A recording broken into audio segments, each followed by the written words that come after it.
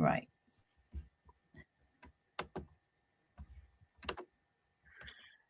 Good evening and welcome to UK Crime Book Club.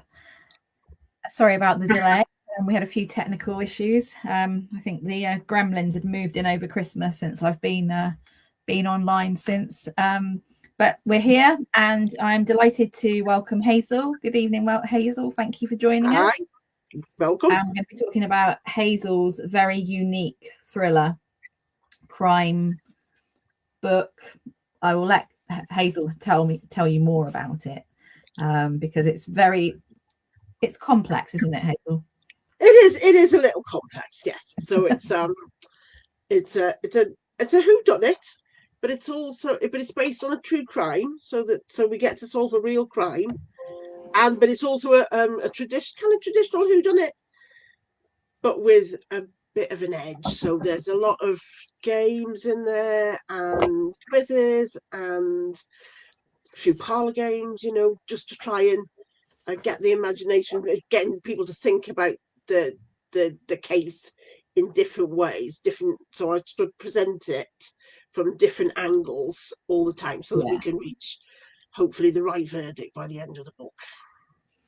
So you touched on it briefly there when you said about the book is sort of based on a true crime. Did you want to sort of give us a bit of a hint about an outline of the plot?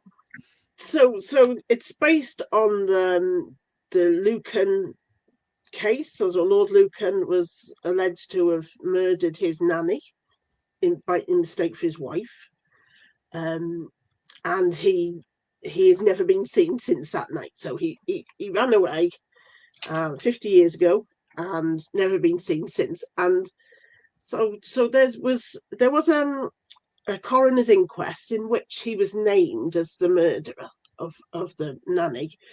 And that was the last time that ever happened in this country. You can't do that. You can say somebody was murdered, but you can't say who done it. Right, so they actually named him as even though he wasn't there. Yeah, he'd never been arrested, or he was never even interviewed, because of course he disappeared. So you've got this sort of conviction, and he never had a chance to put a defence. No, because he wasn't there, and also because in a coroner's court you can't cross-examine witnesses. So we've had the prosecution. We've had 50 years of the prosecution case. It's very famous. All of the details have been played out over and over again, but we've never heard the defence. So my book is kind of well, let's just re-examine all of that evidence again and try to see, is it actually as clear cut as it's kind of presented as being? Yeah. And I think when you get into it, you can see that actually there are things there that don't quite add up. And so we explore that. And then at the end, I kind of insist that the reader comes to a conclusion about the guilt or innocence. So that's quite, I hope it's quite an interesting way of doing it. There is a lot of evidence. It's not, I hesitate to say it's not an easy read. I mean, you don't have to take notes, but you do have to sort of pay attention. Well, you do sort of say that in the beginning, don't you? You sort of say that you need to, it's not on page one. I do say on page one, so I kind of feel like I've given the reader proper warning, that there is a little bit of effort involved. And sometimes, we don't always want hard books, but sometimes it's nice to get a book that makes you really sort of think. And I always fancied myself as a detective. I always thought that if the occasion arose, I could do that. I mean, when reading whodunits, I almost never realise who done it before the big reveal. So me too. Yeah, so I sort of thought, well, but if it was a real case, I could. So it did take me 3 years to write, so I wasn't quick off the mark, but hopefully by the time that the reader gets to the end of the book, we've kind of settled that did he do it or not question. So, and then there are a few other questions to answer as well. So yeah. Because you, right from the outset, like you said on page one, you do invite the reader to be very much part of this book, don't you? Yeah. It's not like a sort of just a sort of submissive read. It's very much like you. So the Yeah. first, so it's split into parts, isn't it? The book. Yeah, so I've got sort of 3 acts, which I've called guilty, exclamation mark, guilty, question mark, and then not guilty.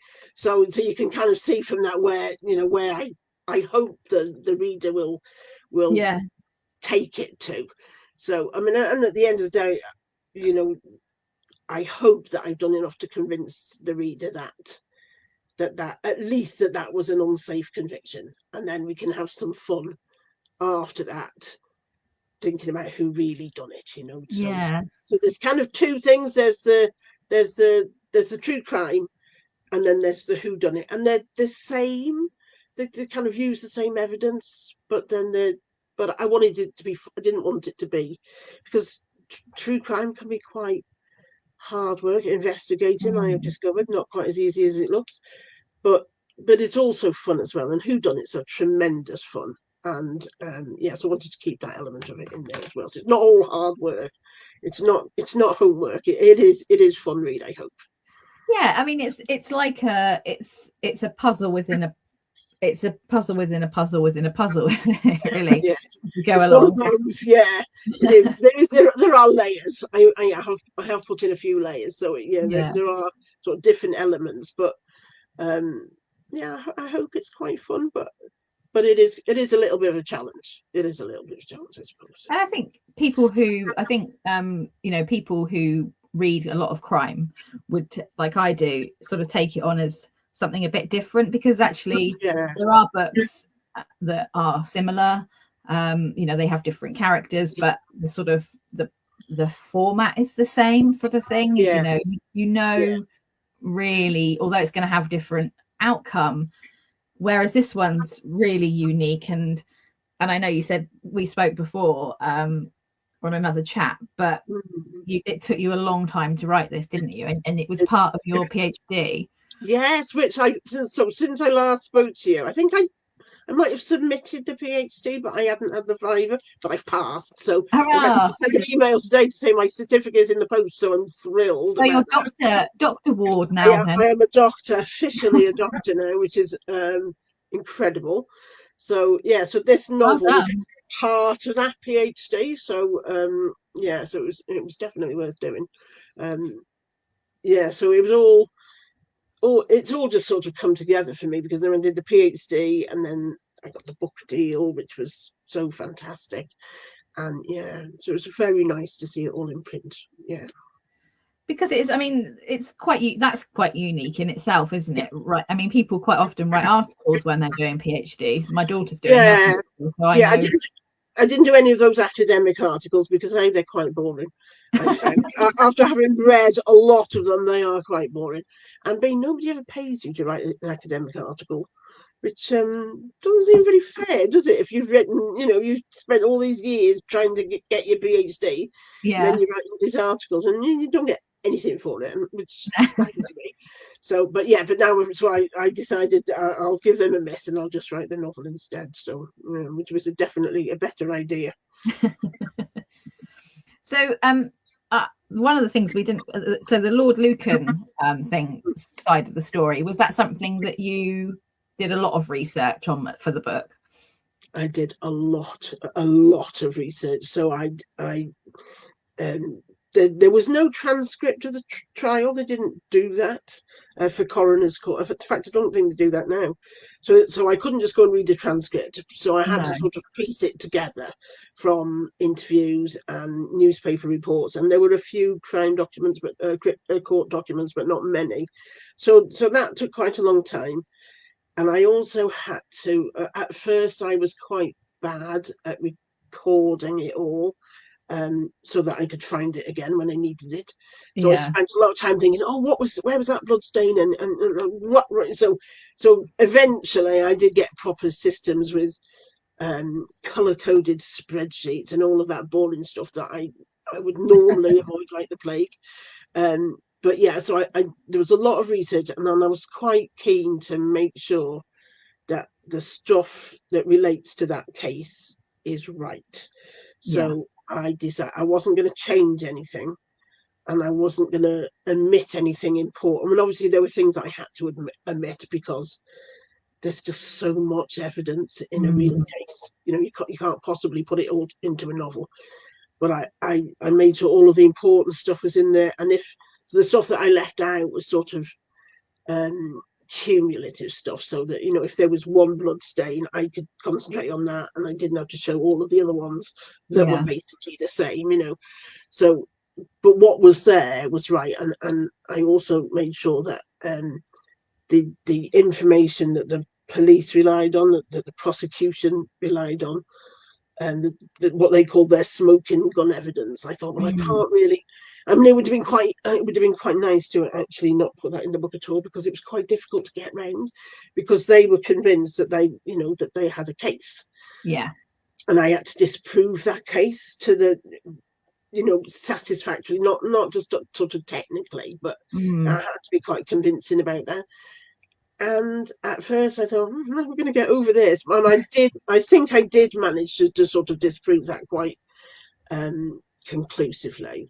And it was certainly, it was clear as I went through the research that actually some of the evidence that was given couldn't have happened the way it was said to have happened. But it just didn't, because there was no proper trial.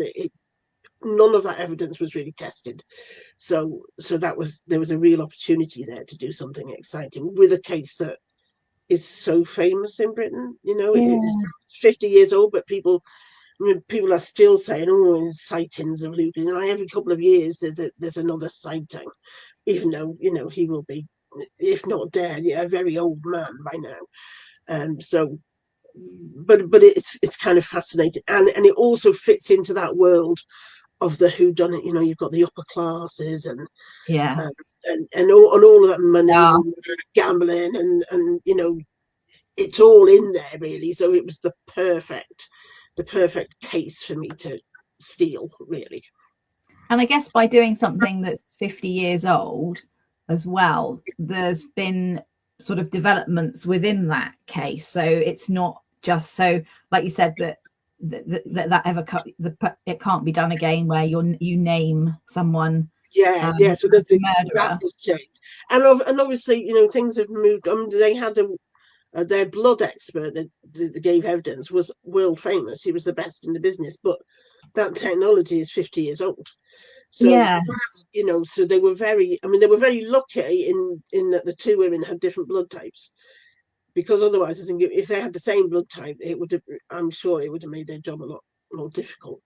But so things have moved on, and I've no idea whether they've looked at that case again. I was going to say that. I wondered whether that's something.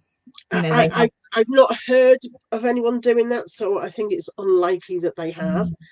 Whether that is because there is no DNA evidence, or whether it's because that the evidence was there but is no longer there, it's been destroyed, I don't know. But I've not heard of any evidence like that, so I think it's unlikely that will be done now. Which if it would be wonderful if it if they did do that, and then obviously for the family of of those involved.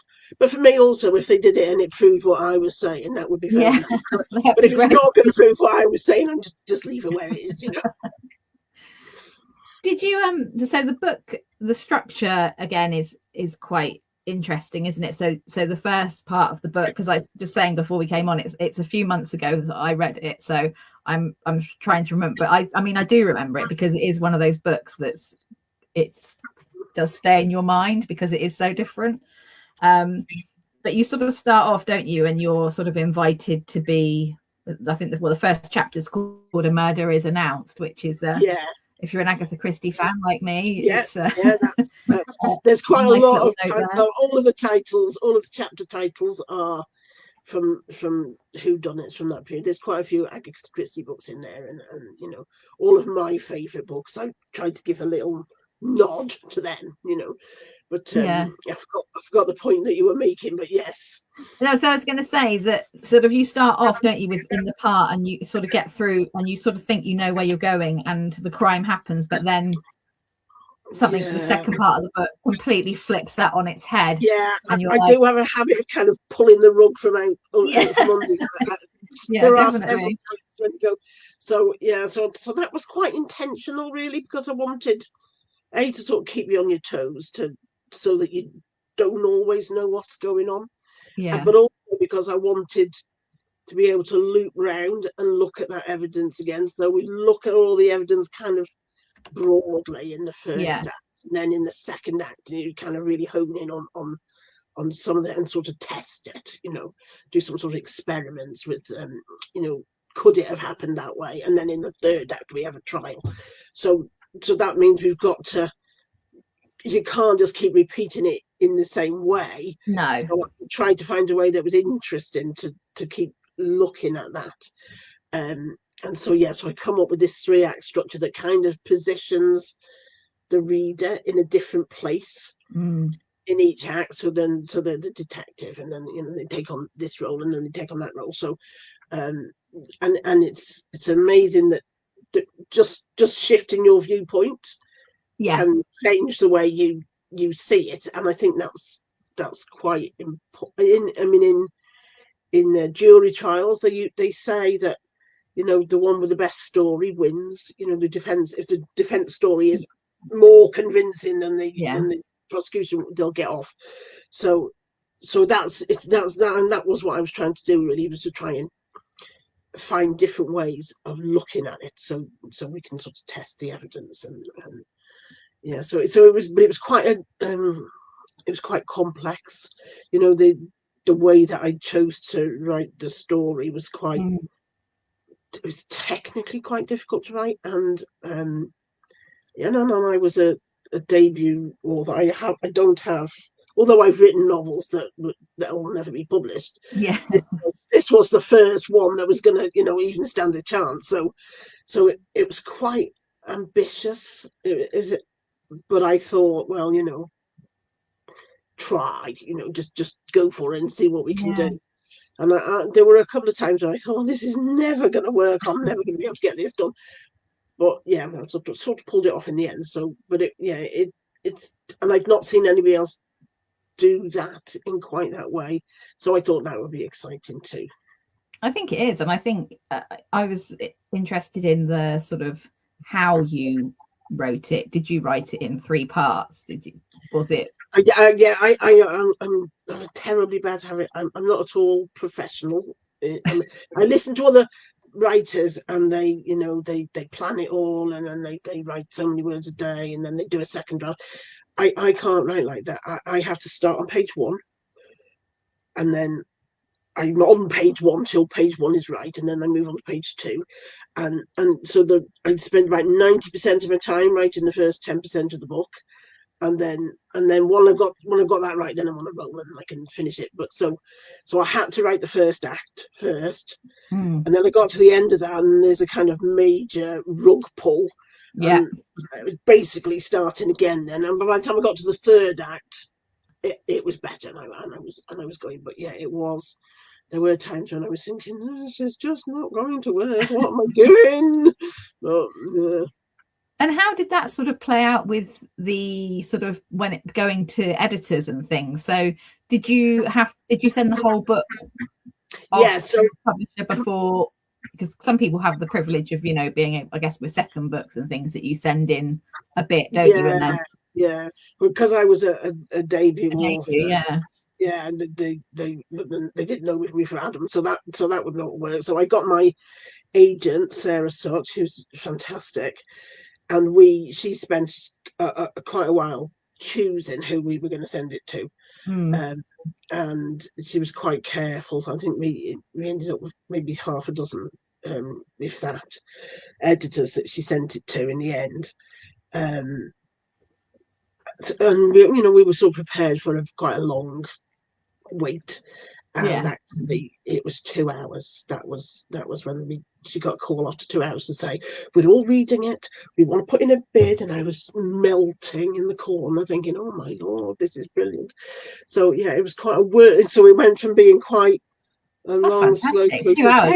Absolutely, it was the most amazing, and also terrifying day of my life, because it was like, well, you got till 5 o'clock to make the deal, and they were phoning me and they were saying, with this and that, and my agent saying, no, we're not accepting that. That's not enough money, or then, and I was like, oh my god. So it was. I honestly, I had to lie down afterwards. It was awful, but it was also really wonderful, because it's like all the things, everything that you've worked for years and years, all those dreams that you've had, in my head, accepting the Booker Prize. I've got all my speech planned for that in my head, and then and I was like nothing, and I'd won nothing, I'd done nothing really, a few things, and then all of a sudden this, Penguin want to publish my book. It was fantastic. It was really fantastic. I mean, yeah, and they've got form, haven't they, with murder mysteries and things. Yeah, they've got a great editorial team. They really know what they're doing, and they're such fabulous authors that I'm like, they have a crime party every February. I'm going down in a couple of weeks, and I'm always like, oh, I know you, and I know you, and now I feel like, well, I'm one of them now. It's quite amazing.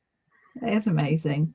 I mean, and to be honest, that's sort of really bucks a trend. It's quite a lot of people that we get on here.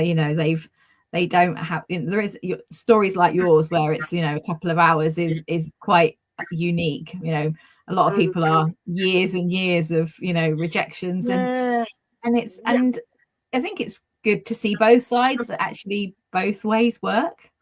Yeah, I think I waited quite a long time before I sent anything in to anyone. I wanted to make sure it was right, So I'd written stuff before, and I knew in my heart wasn't really good enough.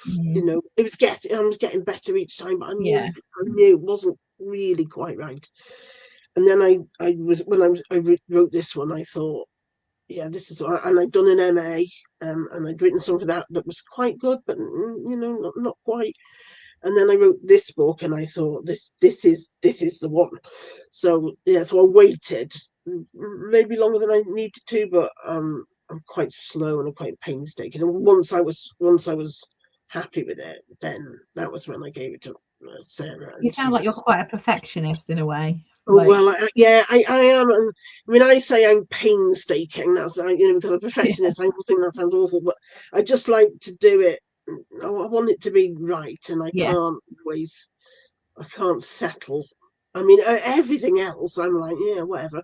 But with writing, I want it to be right. So, so I am slow. So you can't have it both ways, I suppose, can you? No, but I think probably when you're writing something that's so intricate, you need that. You couldn't just sort of, I just don't imagine it would be possible just to sort of like, knock it out in about 6 months. I don't think it's one of, because I mean, I know a couple of writers now who write sort of 2 or 3 books a year. Yeah. And I just can't even imagine how that could be done. But then, so maybe it's the sort of book I'm writing that they are quite layered and quite complex. Maybe if I was simplified it a little bit, but even then, I don't think I could write that quickly because I'm just so slow. And so, I'll write maybe 1,000 words today, and then tomorrow morning I'll get up and I'll read it, and I'll chop out about 700 of them, and then I'll carry on. So it's just like, so it's always like 1 step forward, 2 steps back. I do get there in the end usually. Yeah. And sort of the characters in the book. So we've obviously got you were saying about you've got so in the first book you're invited to a dinner party, and you're invited by I can't think his name now. I'm just trying to find it in the book. You'll probably tell me who. David Ferrer. David. He's the host of the party. So he's invited you to the, and so did you. So throughout the book, the characters, you've got the sort of the murder victim, you've got the the perpetrator or perpetrators or whoever it might be. Yeah. Did you were there any that were easier to write than others, or some that you absolutely despised by the end of the process? There was sort of two different sorts of characters. They were like the witnesses slash suspects, Yeah, and they were reasonably easy because I took their dialogue is taken from their testimony, so that was more or less done for me. But I only had to piece it together and what have you. But that was quite straightforward. And I also I didn't spend. I wanted them to be in the whodunit. Quite often, the witnesses, the suspects, they're not fully drawn characters. They are no, stereotypes, yeah, because really you're not interested in their backstory or even their forward story. You just want the information. You want the clues because you want to play the game. yeah, So those witnesses were quite straightforward, and I sort of based them on the sort of stereotypes you get in whodunit fiction. So you get like the unimaginative policeman, yeah, or the cold pathologist, or so they were easy. And then there was the two Verriman brothers and the detective, yeah, and that was more difficult. David Venneman, I loved him as a character. He was my favourite, and because he was witty and he was clever, but I sort of felt that there was something a little bit vulnerable in there. That there's still that child in there that's sort of trying to get out, but he's kind yeah, of covering it with this sophisticated veneer. So he was wonderful, but I was trying because I tried to be too clever, and I've got the two brothers, and I've got two narrators, and I've got all of this. So I've got kind of a meta commentary on the novel while I'm writing the novel to the reader who's reading the novel, and it all gets a little bit intricate. So because of that, I mean, it was incredibly exciting to write, but it was also quite difficult as well, and the whole thing was yeah, quite difficult. But also really, once I got past the first 10% of the book, everything else was a joy to write, really. yeah. So there's that first sort of. But did for your PhD, did the book get marked along with your PhD? Yeah, so what I had to do was like send in the novel, which was pretty much exactly what's published. I changed almost nothing, a couple of little things, but nothing. And then I had to write, unfortunately, the thesis that goes alongside it that Yeah, I did for the academic, and that was so painful because I'm not a born academic, so I had a creative supervisor, yeah. and then I had the academic supervisor, and my academic, she kept saying, and I kept saying, I had all these sort of creative ideas and how I was going to present the thesis, and she kept saying, no, you can't do that. And I wanted to put in jokes. I kept putting jokes in the thesis, and she kept saying, no. When I had the five, they said, yes, it's brilliant. We've just got a couple of little suggestions. Put the jokes, and I was like, I want to put some jokes in there. So I had to. I left a couple, but I did have to nix a few of them. But yeah, so it's completely different sorts of writing. I got all this sort of creative bit, Yeah, quite unusual, and then I've got a terribly boring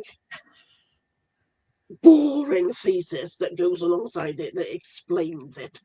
So yeah, so if anybody wants to log on to the British Library, I think it's not there yet, but at some point it will be there and they could read it, but I don't really recommend it because it's all quite that hard work. But so you'll have yeah, you would have two published pieces of work, won't you? Because that will be there for all of yeah, time. it will be there. If no one will ever look at it again, I don't suppose. But if they want to, they can.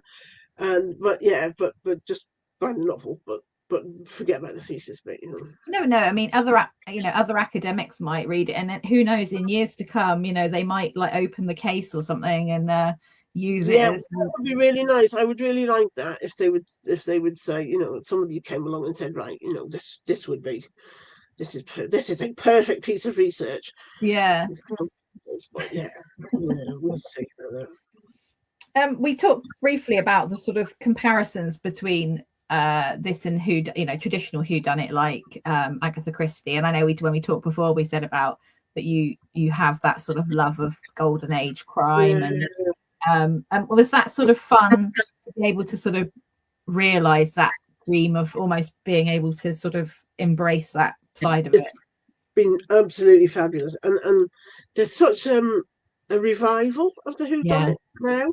I mean, I didn't know that when I started writing because it was a while ago, but the last few years, there's been a huge upsurge in it. You know, you've got the Knives Out thing in the yeah, cinemas, and then there's a lot of books coming from Japan that are kind of twists on the whodunit, yeah, and all sorts of writers doing that. I mean, I read well a while ago now, but the Stuart Turton's book, yeah. Seven Deaths of Evelyn Hardcastle, which is a kind of locked room mystery. And there's just so many really exciting things that I think that there's just going to be a whole new kind of golden age of whodunits any minute now, and I'm hoping to be in there with all. I'm hoping to be. I'd love to be the next. Probably not Agatha Christie because she writes too many. But she wrote like 65 novels or Yeah, something. she did. Can't compete with that. But maybe Dorothy L. Sayers. She was a particular hero of mine. Or one of those who writes really clever novels. Not too many of them, but really really good. I would quite like that. That would be nice. I like the ones now. The ones the sort of the crime club. The British Library does the crime classics. Oh And yes, sort of, they're fabulous, and they unearth things, and you think, oh, I don't remember that one. yeah, and I love to read about like the Yeah. backstory of them. Of like, this was so quite often they had a pseudonym and they wrote as somebody else, and I just sort of find that side of it fascinating. Some of them had like 2 or 3 different pseudonyms. Yeah. I think John Dixon Carr wrote as Carter Dixon and somebody else, and then Anthony Berkeley, he had a couple of pseudonyms, and you think, wow, that's brilliant. I'm not quite sure why they would do that, unless they were doing different sorts of writing. I don't know. You have it now where you have like an author who might write crime, might write romance, so then they'll have different authors. They might write fantasy, and so they'll have a different name for each one. And I sort of Ruth Rendell did that, so different sorts of writing. She would be Barbara Ryan, and sometimes she'd be Ruth Rendell. But I think I'm too vain for that. I'd want my name from your name. Absolutely, I want everyone to know that. Really. So yeah. Well, even Agatha Christie did it, didn't she? She was Mary Westmacott. Oh, no, I'd forgotten about that. Yeah, but that was a historical. Yeah, they were sort of like. Well, I think some like sort of romance, but romance with a sort of a twist, but not like a crime twist, but a bit more psychological sort of romance. I don't think I've ever read any. I mean, I've read, I wouldn't say all of hers because she's got so many, and still I find one, I think, oh, I've not read that one. And I keep thinking I must have read them all. I've read loads. And then just occasionally I found one the other week that I'd not read, which was quite nice.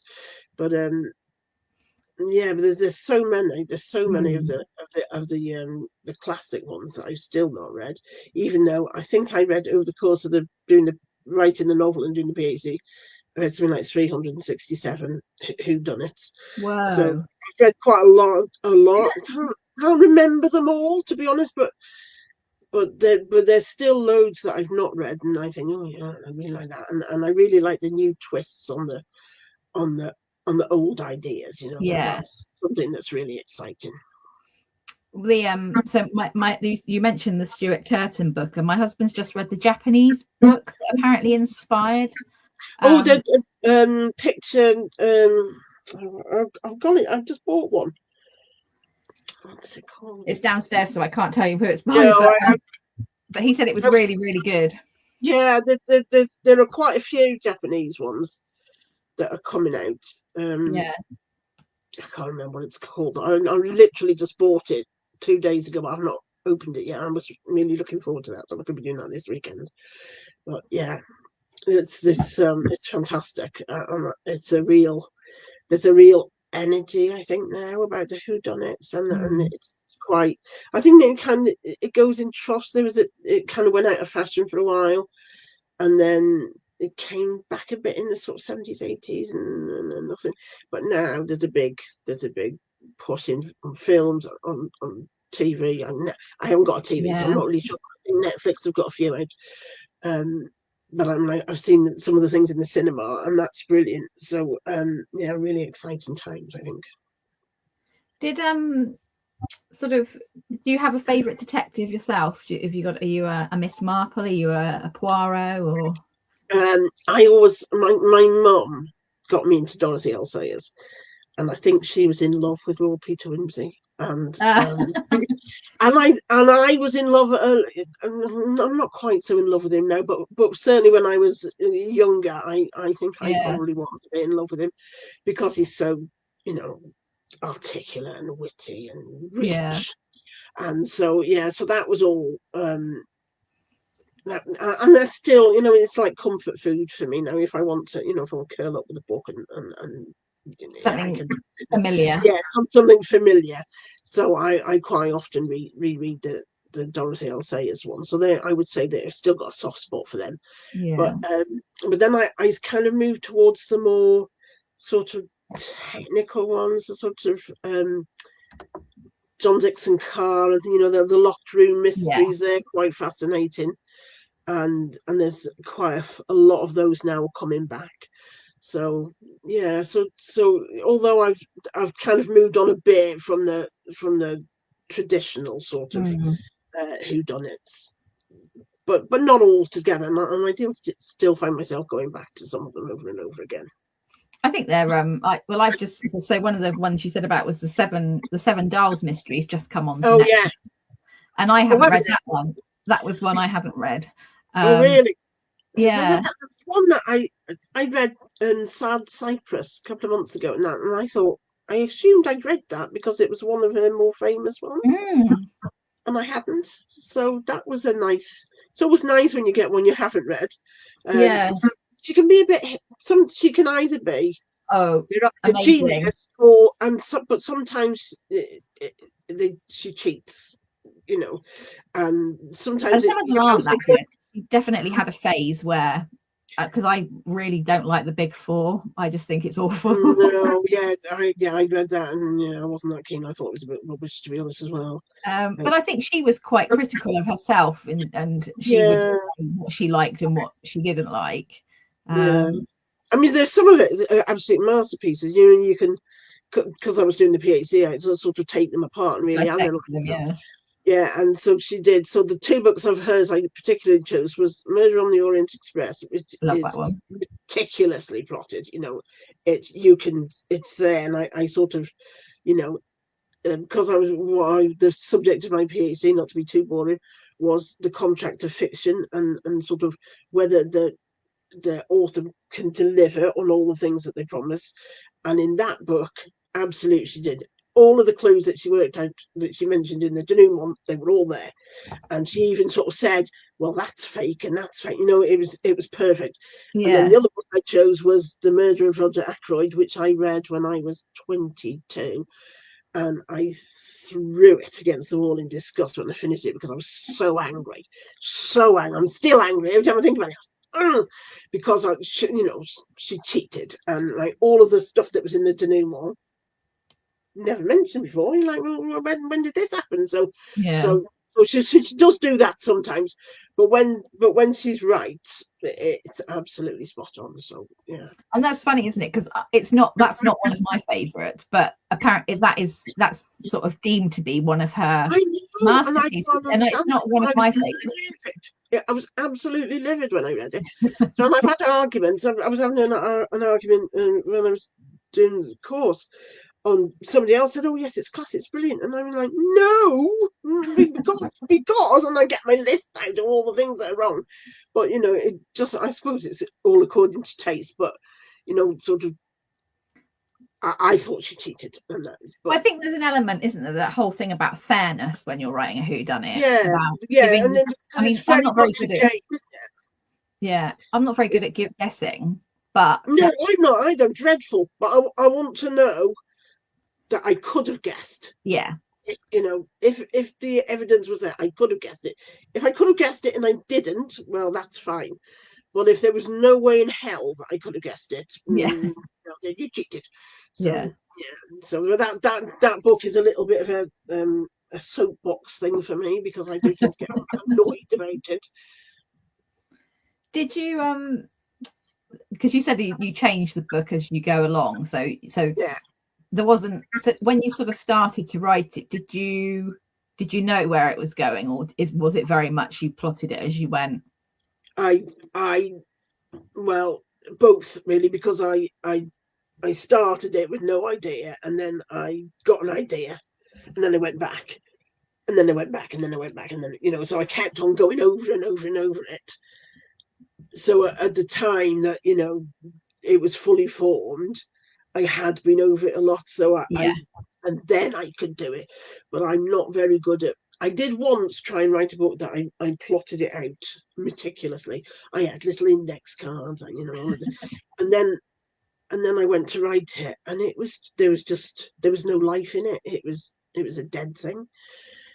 And so, which was a pity, because it was quite a good plot, but I just couldn't. I think I'd already sort of written it in my mind, and I couldn't do it twice. So I have to just kind of write it as it comes, but then I feel this overwhelming urge to polish it as I go. And, you know, they do sort of say, just write the first draft. You know, that's classic advice, and I cannot do it.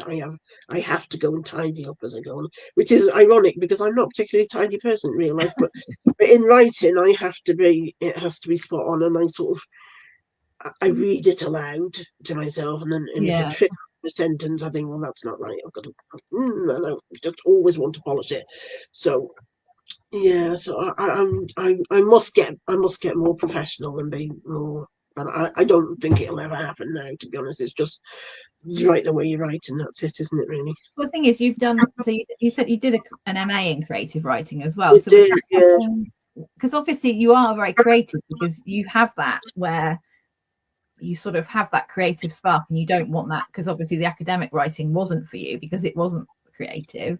No. But obviously there's sort of, that's, I find that quite interesting, that it's that you need that creativity, but actually also you're quite polished as well. So yeah, it's interesting. Yeah, and on courses they would want you to, like you said, just write, just get it out. They do, and I sort of, and I'm always, and I can say it, yes, I'll do that, but and then you know, they give me advice, and then I say yes, great, and then I just ignore it and do what I was going to do anyway.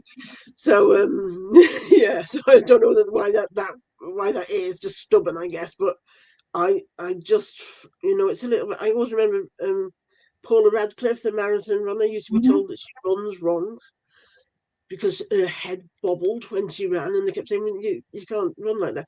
And she said, but the world champion marathon runner, so obviously I'm doing something. And now I'm not comparing myself to a world champion or anything, but I think the way you do it is you can't essentially change that. So I've learned to live that's how. And I think everybody has their own way, and if it works for you, then that's okay. Yeah, well, yeah, hopefully it will continue to work with the next book and the next book, and you know, fingers crossed. I'm not here in 10 years going, oh my god, I can't finish this. But I do have staying power. I'm not a quitter, so if it doesn't work, I will keep on fiddling with it until it does. So I beat it into submission in the end. So I will always finish it. I'll never just give up halfway through it. Complete a finisher. Yeah. What's next for you, Hazell?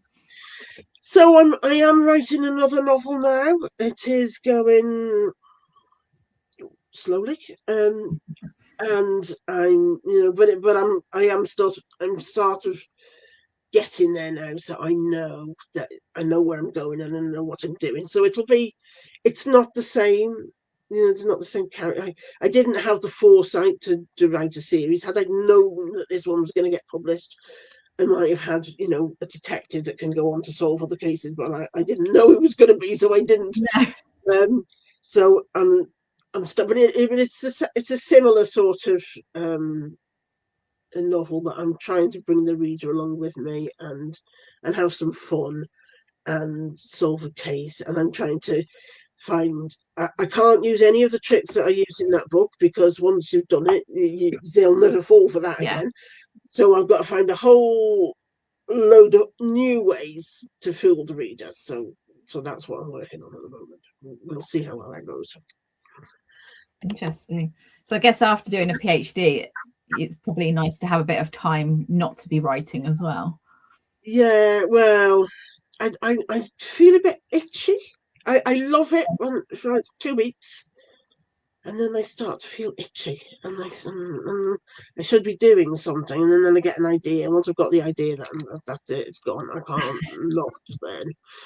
So yeah, I think I've got quite a compulsive. My kids call me the nutty professor because I get really sort of zoned in on what I'm doing, and I have quite regularly put food in the oven, walked away, and then only realise it when there's like thick black smoke because I'm so zoned in on what I'm doing. So yeah, it's not really in my nature to have two. I mean, it's like 2 weeks. That's nice, and then Yeah, that's enough. I have to find something new to write. Yeah. So I don't think I could ever not write. No. As well as writing, what do you like reading? So, well, loads. So my children, as they always do, bought me lots of book tokens for Christmas, which is fantastic. With So, children? yes, very well trained. Yeah. So I do have quite an extensive pile of books waiting to be read. I'm reading at the moment a book called The Bitter Remedy, about it's kind of set in an Oxford college in early 1900s, I think. So a women's college. So that was really interesting. It's got a really interesting premise, and it's all about libraries and books Oh, that sounds fun. and mysteries, which combines all of my favourite things into one. And I've bought a couple of those Japanese locked room mystery type Yeah. things, which I'm really itching to get to. And yeah, I'm always listening to something. Yeah. I just I just sort of pick, and somebody recommends something, and I have to have a look at that. So yeah, so I've got a massive book list of stuff to work my through the long nights. I'll be here. I'll be all right till March. Yeah. So and then I can go and get some more. I think. Yeah. I'm looking at your lovely books behind you. They look all very look Oh, very this is the British Encyclopedia Britannica, the ninth edition. That's from like 1884, I think. It was wow. called the Scholars Edition. That edition of the Encyclopedia, everybody that contributed was like top of their tree. There's very beautiful books, but I do obviously some of it's all a bit outdated now, but not everything. And yeah, it's still quite interesting to read. So I dip in and out of that when I want a bit of inspiration. I'll dip in Yeah. and out. So yeah, and they look beautiful on the They shelves as do well. look beautiful. Yeah. They look a bit different than mine behind me that are like looking Well, like no, they're but also, see, when I go on Zoom meetings, I quite often do this, and I'm trying to read what you can people have see got what on their bookshelves behind it, which I'm told is quite rude. But people's bookshelves tell you a lot about see if you them. go over to that corner there, you can see all my Yeah. Agatha Christie's. Oh, nice, nice. I like to They're collect those the tri-band penguin ones, the green, yeah, the green and white ones. they're quite hard Yeah. to get hold of. They are quite hard to get hold of, but when I spot them sometimes in a car boot sale or in a second-hand shop, Yeah. I've got a couple of those. I think I've got The Murder of Roger Ackroyd in that one actually. Oh, have you? I haven't got. I have got the book, but not in a I think that's tri-band. one of the only ones I've got. So in that, Oh, really? oh, and I've got one that's set in Egypt. It's not a crime. It's I can see it from here. Actually, I can grab it off the shelf. It is called Death at the Bar. Oh, I don't know that one. No, it's very. I picked it up in a sort of a thing. So, Game is Murder. It came out in August in hardback. So when is it out in paperback? It's out in paperback in August this year, so it's a little while to go before it's out. And have you got any events? Are you going to any events over the summer? Doing at the moment, I'm doing one in Oswestry, and they've got having an excellent women festival. Excellent women writers, and apparently I'm one of them, which I'm very grateful for. looking forward to that. And then I think I've got a couple of other festivals lined up in the summer, but we're still waiting on finalisation for those, so I'm not entirely sure yet. But yeah, lots of good things coming up, I hope. Brilliant. So yeah, good. That sounds fantastic. Well, thank you so much for joining us this evening. Sorry about the technology at the beginning of the That's hour. okay, that's fine. Yeah, it always happens, isn't it, technology? Yeah, always. Yeah, so yeah, the game is Murder is out now. And yeah, and so we look forward to seeing what comes next. Lovely. Thank you so much for having me. Thank you. Thanks everybody. See you all again soon. Bye. Bye.